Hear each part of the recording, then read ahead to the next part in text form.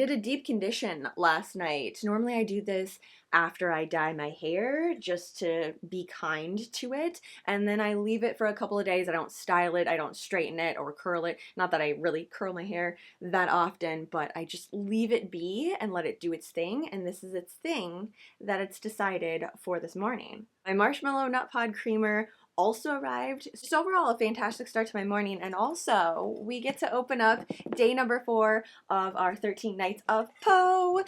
Have you squished this one? Because like there are ones in here that make noises and this one is the loudest. So if you haven't opened it yet, high five, because I would have been way too curious of like, what is this noise? I need to know what would make this in our crochet and knit along countdown.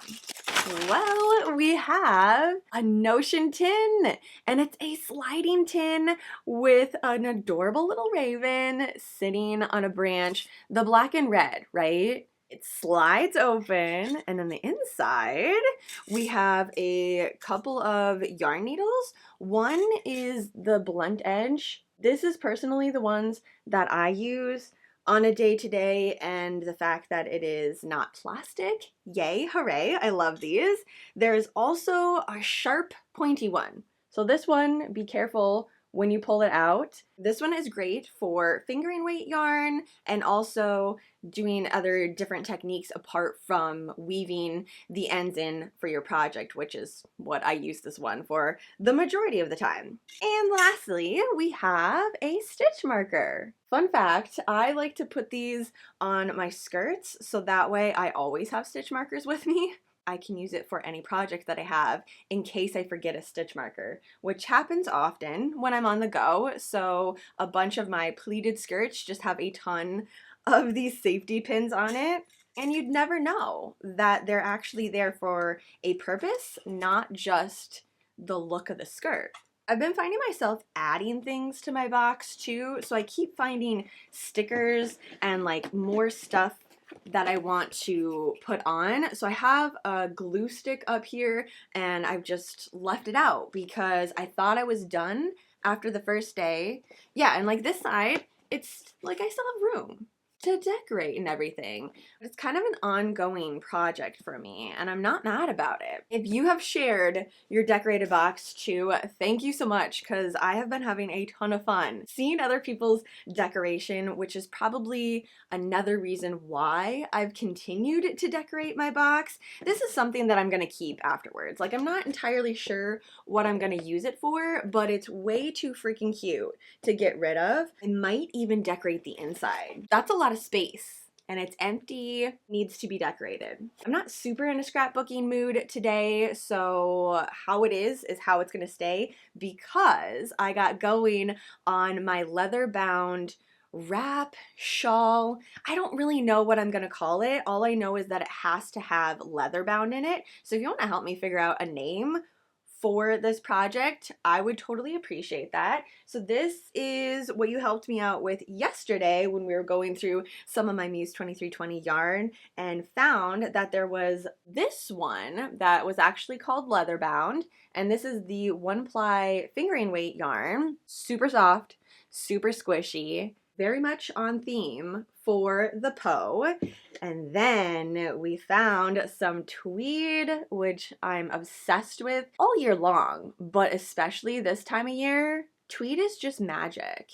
And this one is called Nutmeg. Sarah did make an announcement yesterday that she is getting the Weaver Bird, which is the tweed. She's getting the stuff back in the dye pans this week. All of the stuff, if you checked out the site yesterday when I was going through the different colors, more colors are coming back in stock online and also in the brick and mortar. For me, that means I'm going to have to make a little trip to Hastings, Minnesota and check out the shop again. I love going there when the drying racks are out and you can just see the rows and rows of beautiful yarn chilling there, especially if she ends up putting a bunch of this nutmeg in there. How stunning is that going to be, just hanging up? And if you've never been with me when I do a little walkthrough of the Muse 2320 shop, stick around because you're definitely going to want to see it. She has added a few rows on the wall to add more drying space.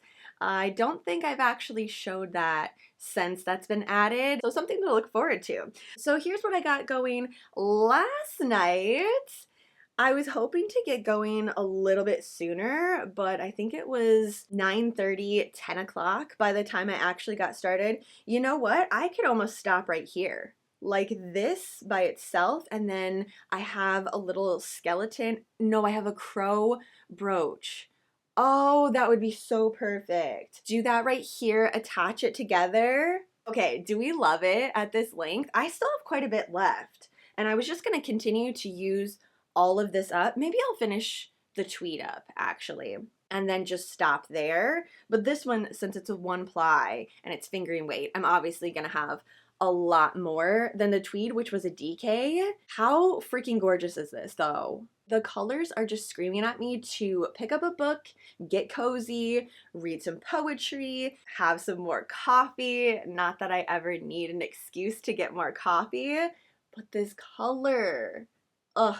Okay, I really do love this so much. I put this sweater on specifically to try this little, I don't even know, it's gonna be a cowl then if I leave it this way. It's not a shawl or a wrap, but I think I'm okay with that. Like, I think this is, I like it. Sweater, it is extra cozy though. The temperature this morning said it was in the 50s, so I was like, yes, squishy, cozy sweater. That's what we're doing today. Now my next mission is to find that brooch. I have literally no idea where it's at. I know that it's in the yarn dungeon somewhere, and I used it for another project, but I mean, I can just pull it off. It's reusable. We're gonna have a little hide and seek finding day, I guess. I ended up using a 6.5mm crochet hook for this, so even with me not really paying attention and watching a couple of different movies last night, I was able to finish this part up. The only thing is, should I do something on the edge of it?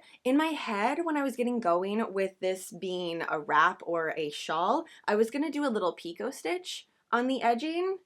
What do we think about that? Like, how do we feel? Here we go. I didn't even mean to match my mug to my project, but I feel like I do that a lot. So it's kind of just like a subconscious thing at this moment in time. I know this is supposed to remind us of books, obviously leather bound, but it really screams coffee to me as well, with the little tweed in there and the light bits of the leather bound with the one ply fingering. Do I leave the tweed where it's at? Like, is this the perfect size? Because I keep readjusting it, and I think that this is nice. Then I could have this with a sweater if it gets a little bit colder, or when it gets a little bit colder, because it's going to here, a jacket over top of it, and that would still lay nice. Like, it wouldn't be too bulky. It would be an accessory that I could have for all of my outfits from now until the dead of winter. Okay. And that way I only have the one skein of yarn that I had to use. Well, technically two. I don't have to get any more. I stop right here, then I could totally be done, even if I wanted to do a little picot stitch. If I did the picot, I was just thinking of doing this, so it has a little bit of a contrast in the color. Trying to visualize that, the leather bound with the picot on the edging. What do we think? Like, let's vote for this. I am gonna finish this today. I think that's the answer. I am gonna stop with it right here. It is the quickest little fall accessory, and that way it's done during our 13 nights of Poe, so now I can wear this tomorrow. Let's hope that it's still cozy weather and it doesn't jump up to 80 or 90 degrees like it has been doing. To be honest, I would probably wear it anyways. If you love the color, make sure to keep a lookout for when Sarah makes an announcement that it has officially hit the pans. I'm not entirely sure what colors from Weaverbird are going to be going back into the dye pans, so it's a fun mystery again. We love a good mystery. Maybe it'll be nutmeg, maybe it'll be something totally different. Either way, I'm excited to see all the things. I think that's it for today. I am gonna get going on this. Again, let me know. Picot, no picot, what do we think? Does it need a little bit of a border? Right now, at this moment in time, I am definitely leaning towards a little bit of picot, just because I really want this color to have a moment to shine as well. since the tweed had such a big moment, and this is kind of just intertwined throughout it. Obviously, I love where the length is at because I keep holding it up even without my little brooch. Thanks for hanging out with me this morning. I'm gonna let you ghouls go, so thanks for stopping by again in the Yarn Dungeon, checking out day number 4 of our 13 Nights of Poe. Cheers, and I will see you all tomorrow.